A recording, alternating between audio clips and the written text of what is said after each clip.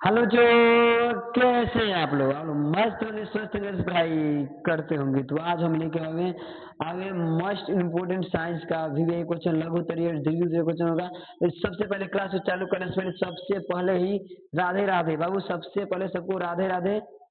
Comment box में राधे राधे लिख दो, एक बार सब कोई कमेंट बॉक्स में राधे राधे लिख दो, तब हम क्लास को आगे करते हैं। और आज ये पार्ट नंबर 3 होगा, ये पार्ट तुम्हारा 3 रहेगा। इसमें 10 से लेके पूरा 20 क्वेश्चन रहेगा, 10 से लेके पूरा 20 क्वेश्चन एक पार्ट में हुआ है। 1 से लेके 7 तक ले, दूसरे पार्ट में हुआ है 1 से लेके पूरे 10 तक ले। तीसरा का पार्ट रहेगा 10 से लेके 20 तक ले। मोस्ट इंपोर्टेंट क्वेश्चन रहेगा इसमें। लघु उत्तरीय दीर्घ उत्तरीय साइंस अगर तुम नहीं पढ़े हो तो इसको एक बार पढ़ लो, इसके चले जाओ एग्जाम देने। डरना नहीं है, 100% आने वाला है तुम्हारे पेपर में, 100% परीक्षा में 100% आएगा। तो चलो आगे चलते हैं, आगे बिना देरी करते हुए 11 नंबर चालू करते हैं। 11 नंबर से तो सबसे पहले सबको राधे राधे राधे राधे, और अपने दोस्तों के पास जरूर शेयर करें बाबू इसको, ताकि वो अभी पास हो जाए। क्योंकि 10 नंबर क्वेश्चन हो गया था बाबू। आ जाओ यहाँ पे 11 नंबर क्वेश्चन क्या बोला है। 11 नंबर क्वेश्चन देखो, 11 नंबर क्वेश्चन बोला है कि उत्सर्जन, उत्सर्जन क्या है, इनके दो प्रमुख अंगों के नाम लिखे। उत्सर्जन क्या है, इनके दो प्रमुख अंगों के नाम लिखना है। तो स्पीड में देखोगे दो कौन कौन सा है, स्पीड में देखोगे तो बाबू यहाँ बोला है कि उत्सर्जन, उत्सर्जन सजीव के शरीर से उपापचय के समय बने हुए विमुक्त हुए ठोस द्रव अथवा गैस के अपशिष्ट को जीवधारी के शरीर से बाहर निकालने की प्रक्रिया को उत्सर्जन कहते हैं। तो कहने का मतलब है कि अगर कोई उत्सर्जन हो रहा है तो कोई भी मनुष्य के शरीर में जो भी कुछ खा रहा है, पच रहा है, इसमें जो भी अवशिष्ट पदार्थ है, अवशिष्ट पदार्थ में बोला जाए तो खराब चीज, क्या बाबू, खराब चीज जो होता है तो उसको शरीर से बाहर निकालने की प्रक्रिया को हम क्या बोलते हैं, उत्सर्जन कहते हैं। ठीक, तो आज इसका बोला कि इनमें से दो अंग बताओ कौन कौन से हैं। तो यहाँ पे देखोगे बोल रहा है कि यहाँ पे जैसे बोला है कार्बन डाइऑक्साइड शरीर से बाहर निकासन श्वसन के द्वारा, मतलब श्वसन अंग के द्वारा, नाक द्वारा होता है क्या, कार्बन डाइऑक्साइड कुछ छोटे है ना जी, ये हो गया। आगे यहाँ बोला है कि फेफड़ा गैस बोला श्वसन नलिकाओं द्वारा होता है। मनुष्य में ब्रिक एक उत्सर्जित अंग है। तो कहना ब्रिक माने होता है तुम्हारा किडनी, किडनी होता है, ब्रिक माने किडनी होता है। ठीक, ये उत्सर्जन अंग है। आगे बोला इस प्रकार मल द्वार भी उत्सर्जित अंग है, मतलब रिएक्टम है मल द्वार। ठीक, उसका बोला है जो भोजन के पाचन में अपवास जरूर लेकिन वर्जित तत्वों का उत्सर्जन करते हैं। मतलब कहने मतलब कि जो नहीं पच पाता है उसको उत्सर्जन करते हैं, मल द्वारा निकल जाता है। ठीक, चलते हैं अगला क्वेश्चन मूव करेंगे। आज यहाँ पे 11 नंबर हो गया, 12 नंबर नहीं है बाबू। आज यहाँ पे बोला है कि बोला है उत्तर लेंस को अभिसारी लेंस क्यों कहते हैं। बहुत इंपोर्टेंट है, इसको लिखो तो वीवीआई कर लेना, अपने नोटबुक में लिखोगे तो वीवीआई कर लेना इसको। ठीक, तो बोला उत्तर लेंस को अभिसारी लेंस क्यों कहते हैं। तो देखोगे आंसर हो, उत्तर लेंस को अभिसारी लेंस इसलिए कहते हैं क्योंकि मुख्य अक्ष से समांतर चलने वाली प्रकार की किरणें लेंस से अपवर्तन होने के बाद एक बिंदु फोकस में मिलती है। और कहने का मतलब इसे जब प्रकाश निकाला जाता है तो इसमें एक बिंदु से मिलकर आपस में मिल जाती है, इसीलिए अभिसारी बोलते हैं इसे, अभिसारी बोलते हैं उत्तर लेंस को। स्पीड में इसको लिख लोगे आंसर, आंसर लिख लोगे, नोटबुक में इसको लिख लो, वीडियो कर लेना, वीडियो कर लेना बाबू। चलते हैं 14 नंबर क्वेश्चन होता है। 14 नंबर क्वेश्चन क्या बोले, औतर लेंस को अपसारी लेंस क्यों कहते हैं, क्योंकि इसको अभिसारी कहते हैं और इसको अपसारी कहते हैं। देखो इस में बोला है कि उत्तर लेंस को अपसारी लेंस इसलिए कहते हैं क्योंकि लेंस से अपवर्तित होने के बाद प्रकाश की किरणें किसी बिंदु से फैलती हुई प्रतीत होती है। मतलब लग रहा है कि कोनो भी बिंदु पे जाकर वहां से फैल रहा है, जो फैलने की क्रिया होती है, मतलब यहाँ से प्रकाश चला, ठीक, हमारे यहाँ पे प्रकाश चलता है, उसके बाद एक बिंदु पे जाता है, एक बिंदु से यहाँ पे प्रकाश फैलते हुए दिखाई दे रहा है तो इसे हम क्या बोलेंगे, क्या हो रहा है, अपसारी हो रहा है, मतलब अब फैल रहा है। और अभिसारी बने हुए तो अभिसारी मतलब इसको एक बिंदु पर मिलते हुए दिखाई देगा, अभिसारी में एक बिंदु पर मिलते हुए दिखाई देता है अभिसारी में, और अपसारी में एक बिंदु से फैलते हुए दिखाई देता है। ठीक, चलते हैं स्क्रीन शॉट ले लो इसका, स्क्रीन शॉट स्पीड में, स्क्रीन में बाबू स्क्रीन शॉट ले लो और कमेंट में से राधे राधे लिख देना। अगर इसको इसका पीडीएफ चाहिए तो मेरे व्हाट्सएप चैनल पर जाके लिखना है पीडीएफ, ठीक, उसमें जो इसको अवेलेबल कर दिया जाएगा। इसके डिस्क्रिप्शन बॉक्स में इसका लिंक डाल दीजिए व्हाट्सएप चैनल का। आ जाए बोला है 15 में क्या, अवक्षेपण अभिक्रिया से आप क्या समझते हैं, उदाहरण दें। अवक्षेपण अभिक्रिया से आप क्या समझते हैं, देखोगे बाबू। अवक्षेपण अभिक्रिया बोला है कि वह रासायनिक अभिक्रिया जिसमें कोई प्रतिफल उनके रूप में विलयन से अलग होता है उसे अवक्षेपण अभिक्रिया कहते हैं। जैसे में NaCl AgNO3 रिएक्शन कराए तो क्या हुआ बाबू, Ag हो गया यहाँ पे, आई यहाँ पे क्या हुआ, इसके साथ चला गया NaNO3 चल जाता है और AgCl के साथ चल जाता है तो AgCl3 आ जाएगा और उसके बाद चला NaNO3। तो ये क्या हुआ इसमें बदला ना जी, जो बदला है तो वही उसी को बोलते हैं अवक्षेपण अभिक्रिया। स्क्रीनशॉट ले लो में 15 नंबर का स्क्रीनशॉट लो बाबू। चलते हैं 16 नंबर क्वेश्चन तक, 16 नंबर क्वेश्चन तक मूव करेंगे। देखो 16 नंबर क्वेश्चन क्या बोल रहा है, बोला है कि हाइड्रोकार्बन क्या है, ये कितने प्रकार के होते हैं। तो बहुत इंपोर्टेंट है हाइड्रोकार्बन, देखो यहाँ पे क्या बोल रहा है, हाइड्रोकार्बन क्या है और ये कितने प्रकार के होते हैं। तो देखो बोल रहा है कि कार्बन एक हाइड्रोजन से बने यौगिक हाइड्रोकार्बन कहलाते हैं। बोले जैसे मीथेन, इथेन, इथाइन इत्यादि, ये क्या है, कार्बन में की बोले कि कार्बन से बने हाइड्रोजन, कार्बन एवं हाइड्रोजन से जो यौगिक बना होता है उसे हम हाइड्रोकार्बन कहते हैं। जैसे H हो गया और C हो गया, इससे मिलकर बना होता है उसे हम हाइड्रोकार्बन कहते हैं। जैसे मीथेन, मीथेन का फॉर्मूला कहते हैं CH4, क्या होता है CH4। तो क्या इसमें कार्बन है, हाइड्रोजन है ना। अगर बताओ कमेंट बॉक्स में कार्बन के इसमें कितने अणु है, कार्बन का कितने अणु है मीथेन में, इसी में कमेंट बॉक्स में बाबू लिखो, लिख कर चले जाना। ठीक, आगे यहाँ पे बोल रहा है नीचे कि हाइड्रोकार्बन मुख्य 4 प्रकार के होते हैं। अब कौन कौन होते हैं, संतृप्त हाइड्रोकार्बन, असंतृप्त हाइड्रोकार्बन, उसके बोला है एरोमेटिक हाइड्रोकार्बन, उसके बाद 4 में बोल रहा है एल्साइड हाइड्रोकार्बन। 4 प्रकार के होते हैं, कितने प्रकार के, 4 प्रकार के होते हैं कौन, हाइड्रोकार्बन स्थित में। चलो हम चलते हैं 17 नंबर क्वेश्चन। 17 नंबर क्वेश्चन क्या बोल रहा है, 17 नंबर क्वेश्चन बोल रहा है कि उदासीनीकरण अभिक्रिया क्या है। उदासीनीकरण अभिक्रिया क्या है, तो इसमें देखो कि आंसर बोला है कि उदासीनीकरण अभिक्रिया, इसमें उसका स्क्रीनशॉट ले लो, स्क्रीनशॉट इसका स्क्रीनशॉट ले लो बाबू। इसमें 16 नंबर का 16 नंबर का स्क्रीनशॉट ले लो, इसमें ले लिया। चलते हैं आ जाओ 17 नंबर। 17 नंबर बोला है, एक सेकेंड, 17 नंबर क्वेश्चन क्या बोला है, बोला है कि उदासीनीकरण अभिक्रिया क्या है।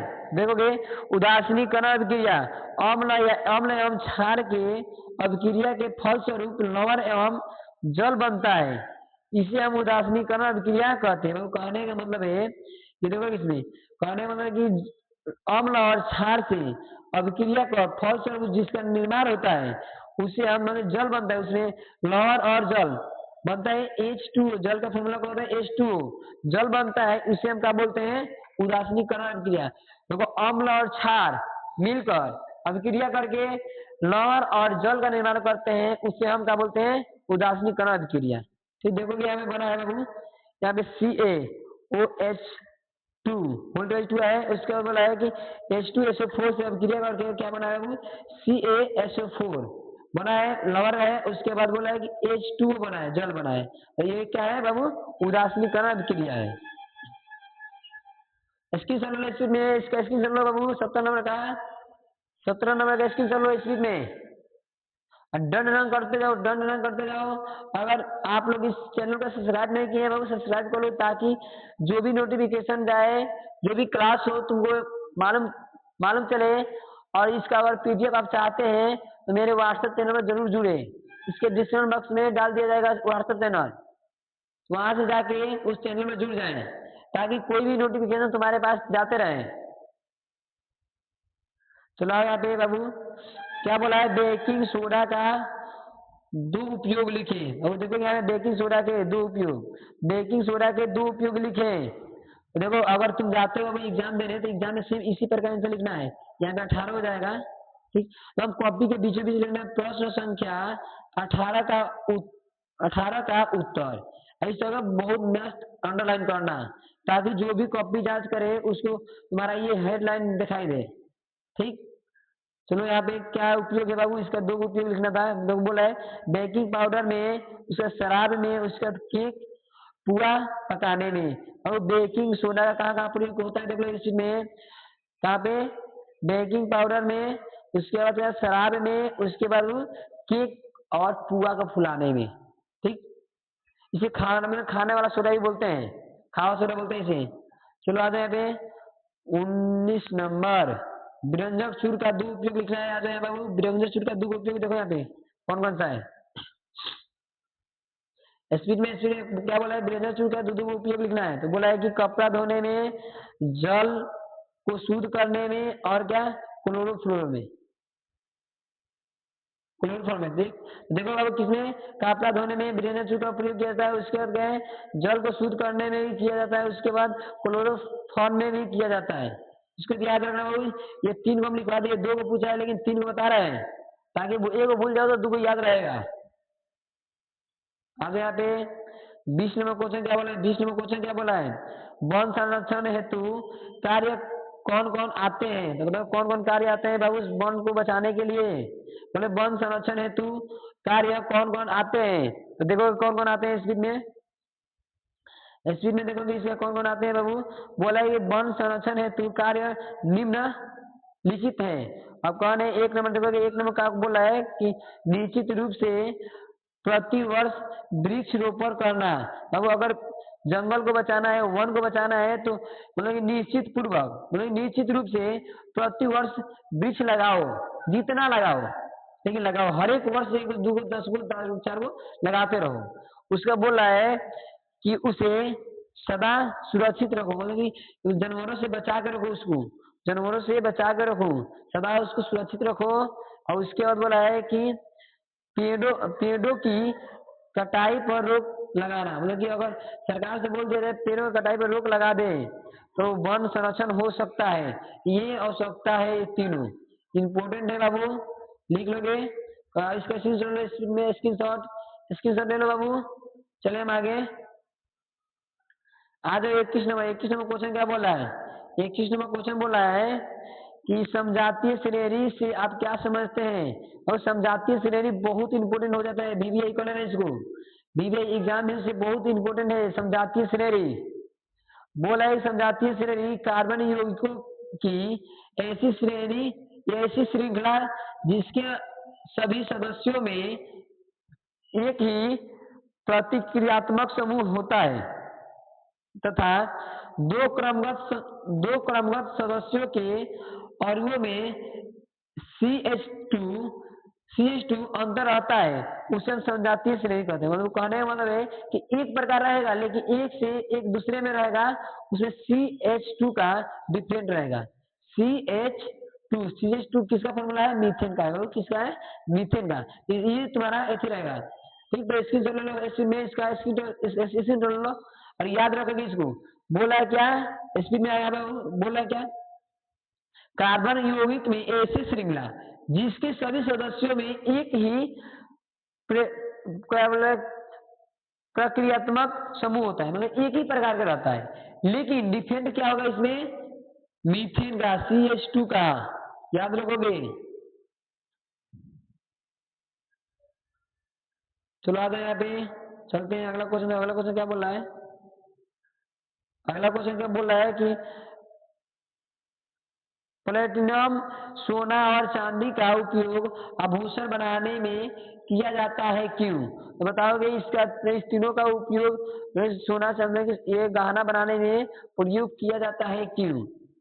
तो प्लेटिनम सोना और चांदी का उपयोग आभूषण बनाने में किया जाता है क्योंकि इससे धातु आसानी से क्या होते हैं बाबू संरक्षित नहीं होते हैं। मतलब कहने का मतलब है संरक्षित मतलब कि इसको बनाए थे जल्दी से या रिएक्शन नहीं करते हैं। नहीं तो अगर बताओ लोहा को बनाया होता है, आभूषण लोहा में बनाए होते हैं, आभूषण अगर आभूषण लोहा को बनाने में प्रयोग करते हैं तो बताओ बाबू, अगर ये समझो कि लोहा से अगर हम आभूषण बनाए पहनने वाला तो ये क्या होगा, मूर्छा तुरंत पकड़ लेगा, जंग पकड़ लेगा। जब जंग पकड़ लेगा तो दिक्कत हो जाएगा। इसलिए ज्यादा नहीं, ये रिएक्शन बहुत कम करता है सब, नहीं पानी से वायु से बहुत कम रिएक्शन करता है, इसीलिए इसका प्रयोग आभूषण बनाने में किया जाता है। ठीक, चलते हैं स्क्रीनशॉट ले लेंगे। स्क्रीनशॉट स्पीड में आज हम पूरा 36 करते हैं, इसमें 26 को क्वेश्चन पूरा हम इसमें करा दे रहे हैं। ठीक, बोला है क्वेश्चन अगला कि पीतल एवं तांबे के बर्तन में दही एवं खट्टे पदार्थ क्यों नहीं रखते हैं? बहुत इंपॉर्टेंट एग्जाम से वीवीआई करो इसको, वीवीआई करो इसमें इसका वीवीआई करो। और चलते हैं अगला क्वेश्चन। बोल रहे हैं कि दही एवं खट्टे पदार्थ में अम्ल पाया जाता है। बाबू दही और खट्टे पदार्थ में क्या बात है, अम्ल पाया जाता है और धातु से अभिक्रिया कर लवण एवं H2 गैस का निर्माण करता है, जिसके कारण पदार्थ खाने योग्य नहीं होता है और बर्तन क्षारीय हो जाता है। मतलब कहने का मतलब है बाबू कि यह अम्ल है, जब क्रिया करके धातु से क्या बनाते हैं, लवण और हाइड्रोजन बना जाता है और उसका निर्माण करता है। और जो पदार्थ जो बर्तन होता है वो जो खाने वाला पदार्थ होता है वो योग्य नहीं होता है खाने लायक, इसलिए इसका प्रयोग नहीं किया जाता है पीतल और तांबे के बर्तन का। ठीक, कोई भी दही नहीं जलता है, नहीं खट्टे सामान, नहीं खटाई उटाई नहीं रखते उसमें पीतल के सामान में। ठीक, चलो आ जाए पे हेलो अगला क्वेश्चन तरफ 24 नंबर। अब वो 24 में देख लोगे, बोला है 24 नंबर, न्यूलैंड का अष्टक नियम और तत्व वाला है, प्रिडिक्टेबल इसे बोलते हैं। तो देखो क्या बोले थे, यह तत्व को अनेक परमाणु धर्माणु के बढ़ते हुए क्रम में सजाया जाता है। तो प्रत्येक अष्टक तत्व का गुण पहले तत्व से समान होता है, इसे न्यूलैंड का अष्टक नियम कहते हैं। और कहने का मतलब है न्यूलैंड जी बताए थे वही सारा गामा पदनी पर लिखवाए थे। ठीक, तो बाबू उसमें ये बताते हैं कि जो पहला तत्व है, आठवां जो तत्व होगा, पहला तत्व के 8वें तत्व जो होगा पूरा समान होगा, इसका गुणधर्म सेम होगा, इसका भी गुणधर्म सेम होगा, उसी को हम क्या बोलेंगे, न्यूलैंड का अष्टक नियम, न्यूलैंड का अष्टक नियम बोलते हैं। ठीक, चलो आज चलते हैं स्क्रीनशॉट ले लो बाबू। चलिए चलते हैं अगला क्वेश्चन मूव करेंगे।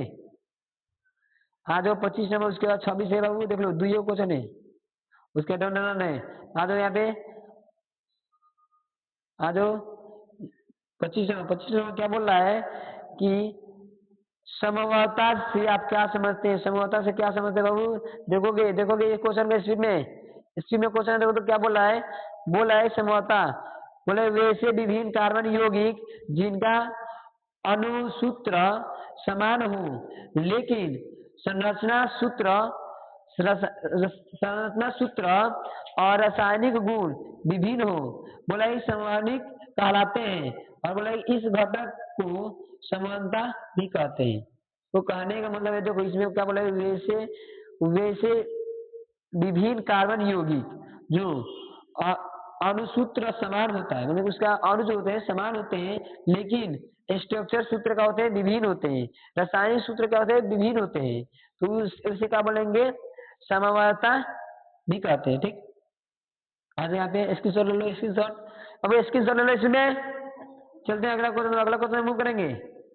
आज अगला क्वेश्चन क्या बोला है, संतृप्त हाइड्रोजन कार्बन क्या है? संतृप्त हाइड्रोजन कार्बन क्या है? देखो बोला संतृप्त हाइड्रोजन कार्बन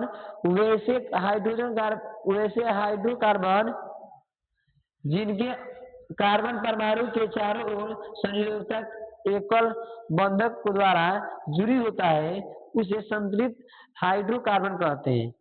अब इसके देखो जैसे में CnH2n+2, ठीक, इसको याद रखोगे, ठीक, स्क्रीनशॉट ले लो, स्क्रीनशॉट इसमें।